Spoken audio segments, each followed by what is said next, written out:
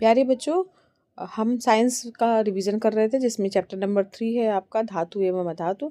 इसका रिवीजन करने चल रहे हैं। तो यहाँ पर बहुविकल्पी प्रश्न दिए गए हैं। जैसे एंटीमनी क्या है, उपधातु, ये क्वेश्चन बहुत बार आ गया, आने की पूरी संभावना है फिर से। तो इस तरीके से जो इसके बहुविकल्पी प्रश्न हैं उनके आंसर भी इसमें दिए गए हैं। इन प्रश्नों को आप अच्छे से तैयार कर लीजिएगा। इसके लिए OMR शीट आएगी आपकी बहुविकल्पी प्रश्नों का उत्तर लिखने के लिए, तो उसी में गोला काला करके आपको आंसर देना है। तो यहाँ पर ये जो प्रश्न दिख रहे हैं ये सभी जितने भी प्रश्न हैं बच्चों सारे इम्पॉर्टेंट है, इसलिए आप इन सभी को अच्छे से तैयार कीजिएगा। ये सभी प्रश्न इम्पॉर्टेंट है एग्जाम की दृष्टि से। अब इसके बाद चलते हैं लघु उत्तरीय प्रश्नों की ओर। तो यहाँ पर लघु उत्तरीय प्रश्नों में खनिज तथा अयस्क की परिभाषा या खनिज और अयस्क में क्या अंतर है, या कॉपर के दो मुख्य अयस्कों के नाम और सूत्र, ये छोटे उसमें क्वेश्चन में आ सकता है। खासतौर से कॉपर के मुख्य दो अयस्क के नाम, तो कॉपर पायराइट हो गया और रूबी कॉपर हो गया। फिर धातु का उदाहरण देना, जो कमरे के ताप पर द्रव है तो पारा हुआ।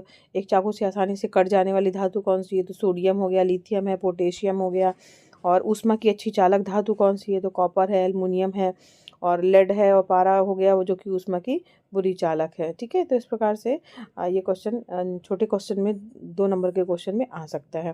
विद्युत रासायनिक श्रेणी के उपयोग लिखने के लिए आ सकता है, ये भी इम्पॉर्टेंट है। विद्युत रासायनिक श्रेणी की सहायता से धातु द्वारा अम्लों से हाइड्रोजन विस्थापित करने की क्षमता पता करते हैं, उदाहरण दे करके समझाइए। ये भी क्वेश्चन बच्चों आ सकता है। हाँ, इस चैप्टर का बच्चों सबसे ज़्यादा इम्पोर्टेंट क्वेश्चन जो है वो है आपका अभी आने वाला है। तो यहाँ पर देखिए सोडियम निस्तापन और भर्जन में अंतर, ये क्वेश्चन भी इम्पोर्टेंट है बच्चों। इसके बाद फिर धातुमल क्या है टिप्पणी, ये आ चुका है एक बार एग्जाम में, तो इसके भी आने की संभावना है। सबसे इम्पोर्टेंट क्वेश्चन ये वाला है, फफोलेदार तांबे से शुद्ध कॉपर जो है प्राप्त करने की विधि को समझाइए। ये बहुत ही इंपॉर्टेंट क्वेश्चन है, इसके आने की पूरी संभावना है बच्चों। बहुत अच्छे से इसको तैयार कर लीजिएगा। और कॉपर की सांद्र H2SO4 तथा सांद्र HNO3 से क्रिया की रासायनिक समीकरण को लिखना। ठीक है, तो ये प्रश्न इंपॉर्टेंट है, इसको बहुत अच्छे से तैयार कीजिएगा। संक्षारण वाला क्वेश्चन इंपॉर्टेंट है। संक्षारण क्या है, लोहे को जंग से लगने से बचाने के लिए कोई दो उपाय बताने के लिए भी आ सकता है। बहुत इंपॉर्टेंट क्वेश्चन है ये।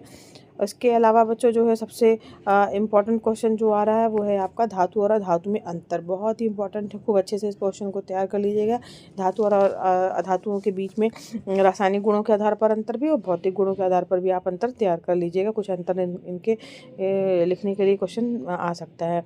निस्तापन क्या है, भर्जन क्या है, ये क्वेश्चन आ चुका है, कई बार आ चुका है। और इसमें एक क्वेश्चन और तैयार करिएगा, कॉपर के 2 सल्फाइड अयस्क के नाम तथा सूत्र लिखिए और बेसेमिरीकरण के दौरान होने वाली रासायनिक अभिक्रिया को लिखना, या कॉपर पायराइट के भर्जन के दौरान होने वाली रासायनिक अभिक्रियाओं को मतलब समीकरण के द्वारा दिखाना, या भर्जन क्रिया की में प्रयुक्त भट्टी का नामांकित चित्र। बहुत इंपॉर्टेंट क्वेश्चन है। कॉपर पायराइट के भर्जित अयस्क का प्रगलन कैसे होता है, ये सभी क्वेश्चन एक वही है, उसी को अथवा करके दिया गया है। इसका मतलब उसको घुमा फिरा के प्रश्न जो है वो पूछा गया है। तो इसमें बहुत अच्छे से इस प्रश्न को अच्छे से तैयार कीजिएगा बच्चों, चित्र सहित तैयार कीजिएगा इस प्रश्न को। तो यहाँ पर कॉपर अयस्क का प्रगलन आप देख रहे होंगे, यहाँ पे चित्र बना हुआ है, तो इस क्वेश्चन को अच्छे से तैयार कर लीजिएगा।